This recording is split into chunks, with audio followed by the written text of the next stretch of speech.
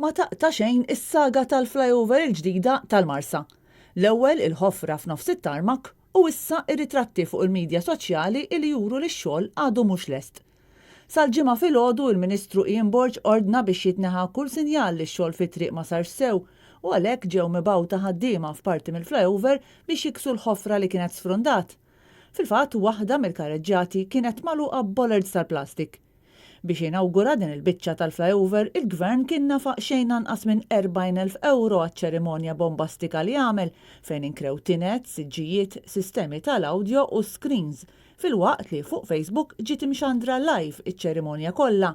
Intant l-aħbar tas-sit netnews.com.mt mill-ġdid ħolqot furur enormi fil-Ministeru ta' Ian Borg bil-ħaddiema kollha f'paniku sabiex jippruvaw isewwu l-ħsara li qed issir kaġun ta' dan ix-xogħol nofs leħja mill-kuntratturi torok.